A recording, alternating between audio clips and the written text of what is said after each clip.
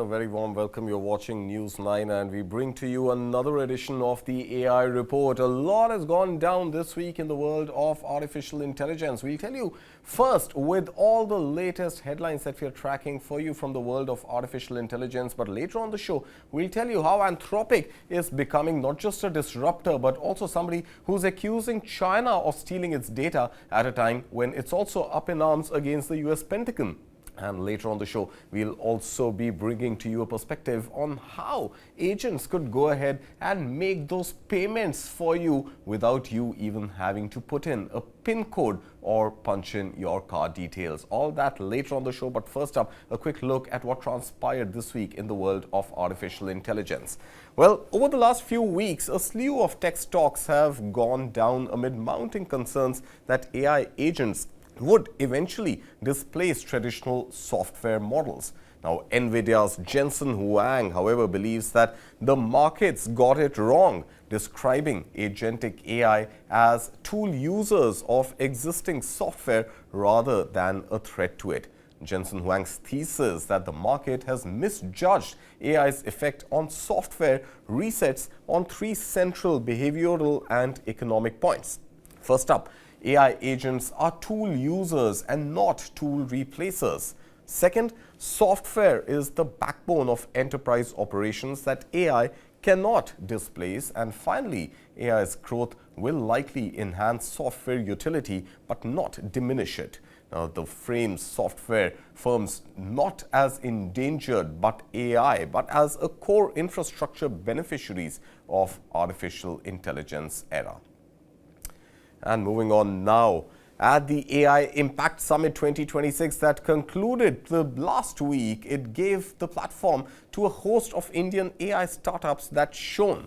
Now, here are some of the startups that were granted funds from the India AI mission at the summit. The most prominent of them being Bharat Gen, a multilingual generative model AI setup that was able to gain funding to the tune of, well, guess what, over 1,000 crore of rupees from the Indian AI mission. Here's a list of some of the other top funding gainers from the India AI mission. And finally, we now look at some of the top stories from the world of artificial intelligence that made headlines around the world this week.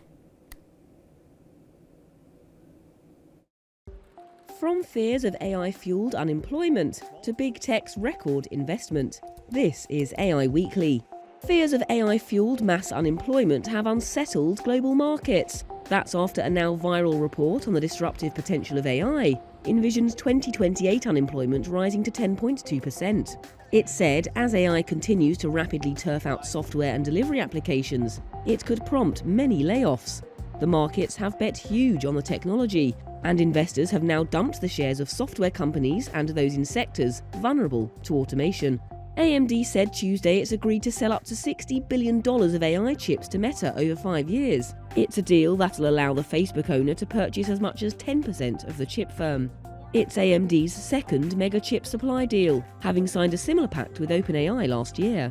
The move was considered a vote of confidence in AMD's chips and software, significantly boosting its stock price. After the latest deal announcement, shares rose around 9% in pre-market trading. 3 Chinese AI companies used chatbot Claude to improve their own models, its creator Anthropic said. It accused Deepseek, Moonshot and Minimax of creating more than 16 million interactions with Claude using roughly 24,000 fake accounts. Anthropic called the process distillation, which involves training a less capable model on the outputs of a stronger one. Anthropic warned that illicitly distilled models lacked necessary safeguards and created national security risks. The Trump administration plans to use a Pentagon-created AI program to help set reference prices for critical minerals. That's according to 3 sources who spoke to Reuters. They said Washington will focus the AI pricing model on at least 4 critical minerals, as it aims to build a global metals trading zone. That's even as the AI technology has faced skepticism over whether it can retool how critical minerals are bought and sold. US tech giants are expected to collectively invest $650 billion in AI in 2026. Bridgewater analysts said Alphabet, Amazon, Meta and Microsoft will scale up AI-related infrastructure, with investments marking a sharp increase from last year's $410 billion. Analysts said the AI boom has entered a, quote, more dangerous phase. That's as it's marked by exponentially rising investments in physical infrastructure and growing reliance on outside capital.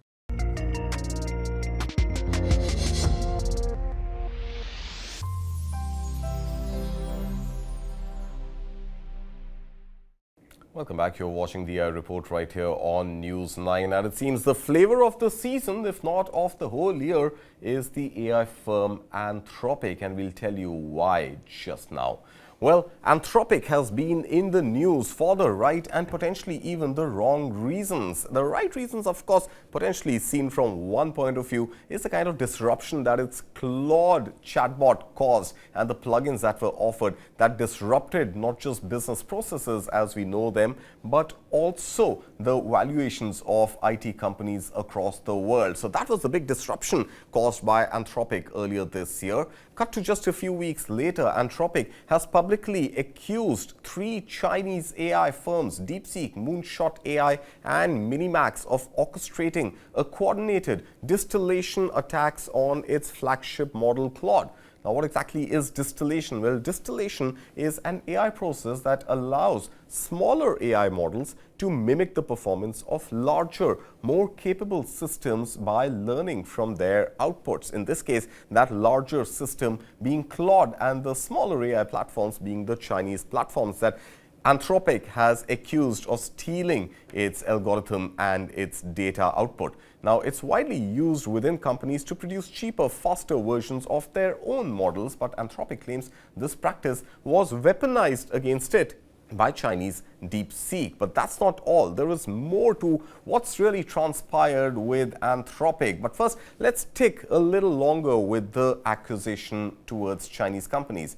Now, Anthropic's accusation is that the 3 Chinese AI companies created over 24,000 fraudulent accounts and generated over 16 million exchanges with Claude, extracting its capabilities to train and improve their own AI models. The claims echo similar warnings issued weeks earlier by ChatGPT maker OpenAI, which alleged that Chinese firms were attempting to siphon capabilities from American frontier models.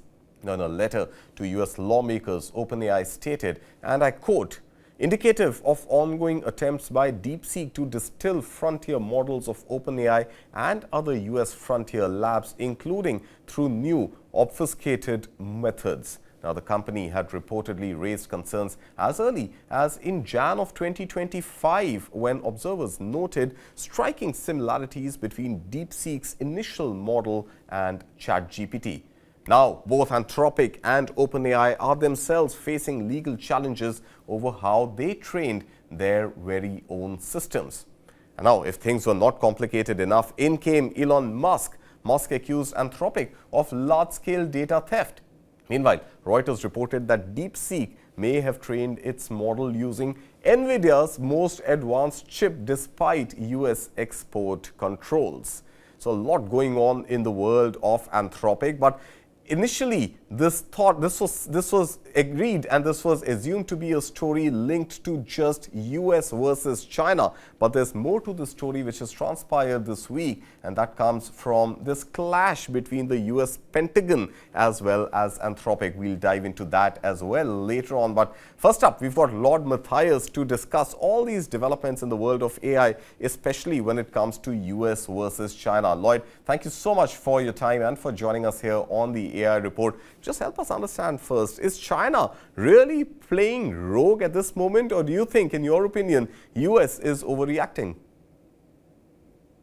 Thanks, Kartik. Always good to be on your show.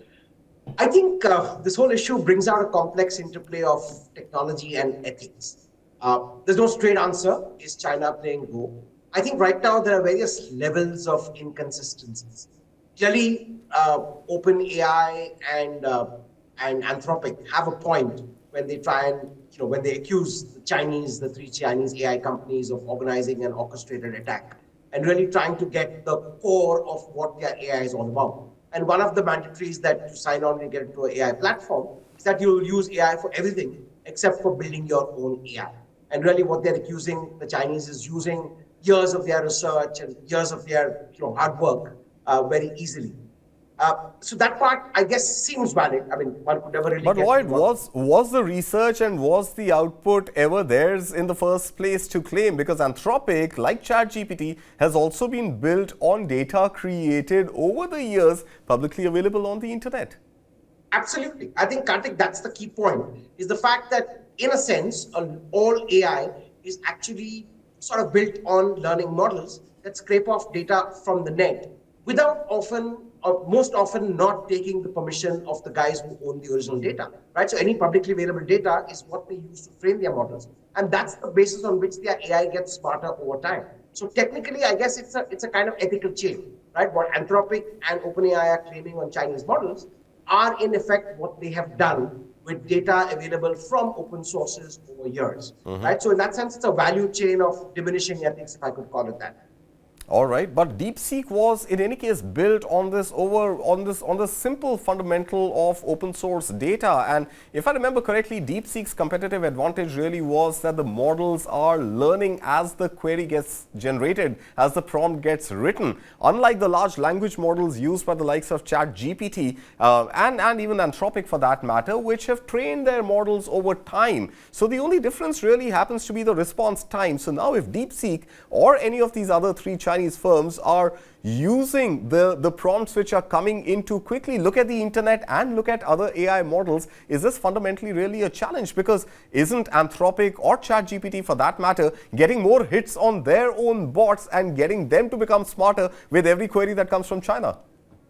Absolutely. But the specific allegation is that the three Chinese AI companies built, kind of orchestrated an attack with close to 24,000 accounts on Anthropic to try and get to how their AI handles complex thinking and uses that to replicate it. So yes, you're right.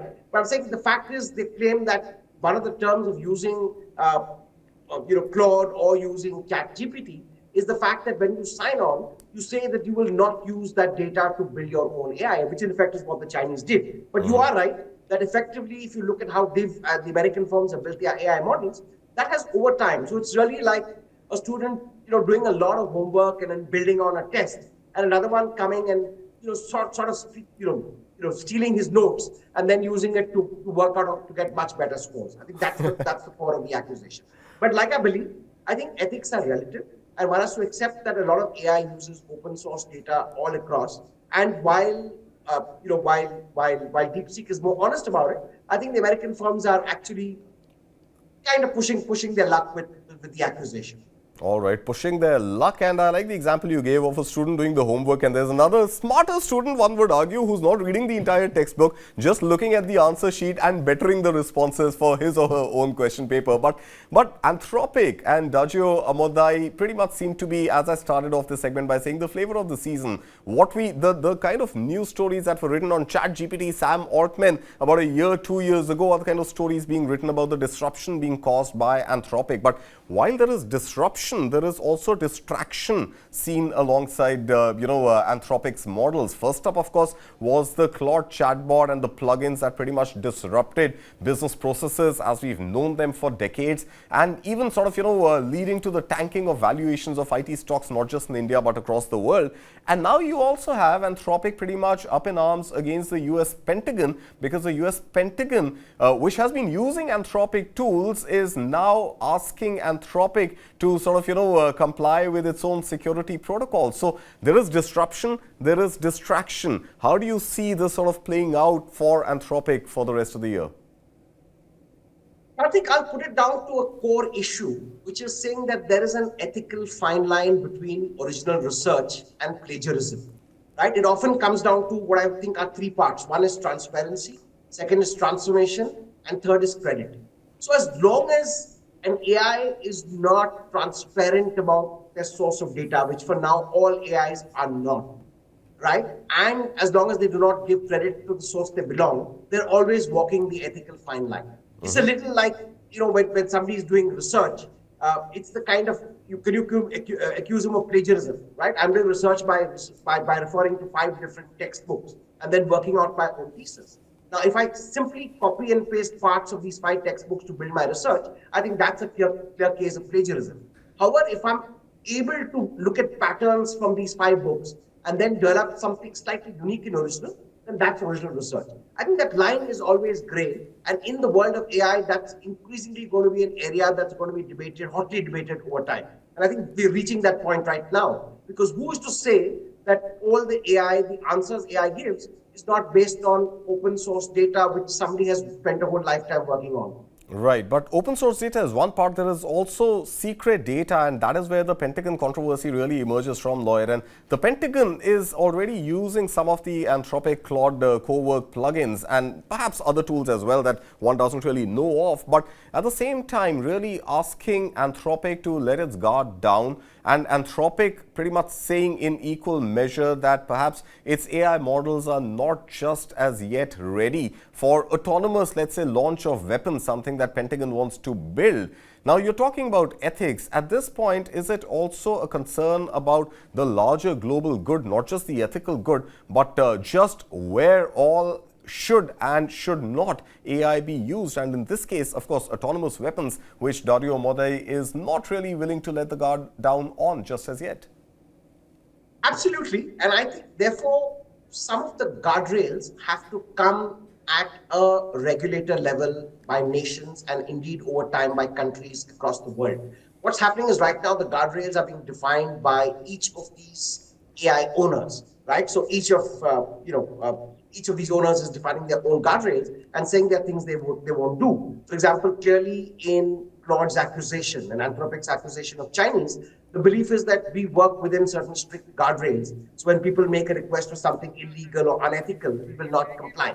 We're not sure if the Chinese AI who are using our data models to train or to kind of distill our models to arrive at much faster results, are they going to follow the same guardrails? I think the same principle applies to the accusation Pentagon is making on Claude, which is effectively saying that we are here for a larger sovereign defense purpose, and therefore we need your guards down. We need to know the exact source. And I think the same point is what Claude is holding on to when Modai says that I will not be open to being transparent, because obviously the Pentagon is going to use it for issues of war. So I think the issue, therefore, is about common knowledge and unique insights. When an AI develops unique insights basis common knowledge, then that can be partially proprietary. But always saying that common knowledge is available to everyone and keeping everything open is going to be hotly debated over time. Because that's the question of how much of research is really going to be original, how much of it is going to be out there for the public good.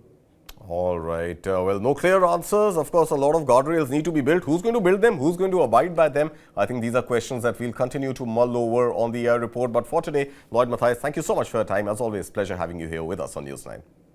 Thank you, Kartik.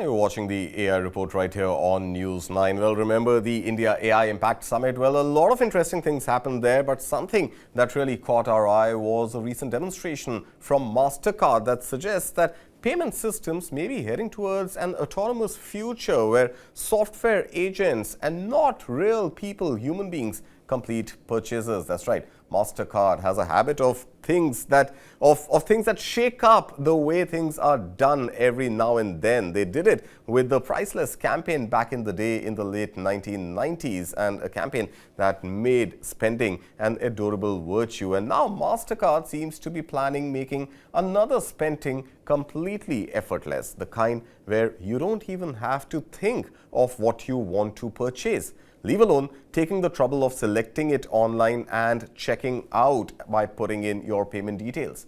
Now, during the AI India Impact Summit 2026, Mastercard showed what it described as the first fully authenticated agentic commerce transaction. In a demo, an AI agent searched for a product, assessed the website, and completed the purchase using stored payment credentials without the user opening an app or entering card details. The company said the transaction took place inside a secure payment framework designed to verify both the user and the AI acting on their behalf. The demonstration was controlled, not a public rollout. Mastercard executives told reporters that broader deployment would depend on regulatory approval and ecosystem readiness. Till that comes, the ramifications seem mind-boggling. Your AI agent on your personal computer learns and records your likes and dislikes, your moods and buying and selling behavior patterns. And then it spends without you even knowing anything about it. Scary, isn't it? Or convenient? I don't know how you would classify it. Well, AI started as an advisor, a very informed advisor. Now it is taking over operations as well. How does that sound to you? Well, it definitely sounds scary to me. But joining me on the show today is my colleague Amit Ranjan Kumar. And he's the one who spotted this story. And of course, the kind of conversations that we've had are indeed mind-boggling. Let's now dive into what this really means, Amit, for users, for online shoppers. You don't even have to select what you want to buy, leave alone taking out your card and paying for it. Where is this world really heading as you see it? I'm looking at the upside. Okay. Everybody likes surprises. If your agent knows your moods and it knows when you are in a bad mood, it has stacked up a prize for you. It pops up on your screen. You've already bought this. This is for you. Okay. It may do wonders for your mood, or it'll say, okay, my pocket has gone empty by so much amount. On the other side, the next thing is it is managing your portfolios. Suppose you want something, an expensive car, but you don't have the money for it. This guy is surreptitiously stacking aside money, and one day he may surprise you with that purchase as well. So that is the upside. Okay, there is an upside, but there is obviously an inherent risk that I think we cannot downplay, and that risk really is, I may like a certain product. I may want a certain product. I may not want it right now. I might be doing research on a product. I may be, for example, I think the most common searches on online platforms are smartphones. So I may be looking at, let's say, the iPhone 17, just researching how the prices have moved and waiting for the price to come down before I, as a human being, as an individual, as a user of that eventual property, make the decision to buy it. But just by understanding my behavior and my want, if the AI agent takes a loan on my behalf and makes the payment for the device on my behalf, is the AI agent not really acting without my consent? It seems that is the idea. So you're not paying for a portfolio manager. But like Mastercard said in the demonstration, a whole lot of guardrails will have to be put into place before this is rolled out to the public. And even some legal frameworks will have to be put in. These legal frameworks will be country specific. So this service will be provided in some countries at some level and in other countries at another level. So that is where it stands right now. Yes, it sounds scary when it starts taking loans on your behalf. But just let's remember, when the wallet came out, we thought it's a useless sort of an addition because we already pay by a card or a QR code. But we can put a certain amount of money in the wallet, so we know how much we are spending. Even if we spend all of it, we may not be so unhappy about it. Maybe the same story with this agentic AI. You may allow it to access certain things, not others. Okay, so you allow it, let's say, to access certain things, but at the end of the day, this AI agent doesn't just have access to my stored card details, it also has the ability to transact on my behalf. Now, the entire paradigm changes when you bring in data security, data theft. Now, I think just a few weeks ago, you and I were discussing the Molt book, right? A social media platform for agents to interact with each other, agents to also converse with each other, agents to potentially also build relationships of their own, and agents potentially also getting maligned towards acting not in the best interest of their masters, if I can call it that. So the question of data theft, data security becomes all the more prominent when AI agents who can transact on your behalf can also decrypt the information about your financials on multiple websites, including on your computer, and sell that to another agent, which can hand it over to the master. Aren't we already making electricity payments, card payments, that we program our apps to do every month at the same time? Yes. We have limited our credit cards outgoes, say up to 30,000, 40,000. we can probably do that when this is rolled out, and it is Mastercard, so they have a reputation to take care of. Moltbook is another story altogether, but yeah, it's in the same domain. So Mastercard has a reputation, they will be putting these guardrails. But again, I say on the upside, how many times we have had a long day, a hard day, and we have forgotten to buy something that was essential for tomorrow morning's breakfast. This thing has done it for you. All right, so the agent AI knows that you've had a terrible day because he has read all your emails, potentially even your WhatsApp messages, heard your phone calls, and knows that it's been a busy day for you. But guess what? The last time you ordered bread was 5 days ago, and it might have expired if not finished by now. Yeah. Well, let's leave it at that. Amit, thank you so much. But remember that this also comes at a time when Apple wants to enter the Indian market with Apple Pay. A little too late potentially if AI agents will be making your payments and you won't really need to tap your phone next time you check out, but we'll keep an eye on that story as well. For now, thank you so much for your time and for watching the AI Report right here on News 9.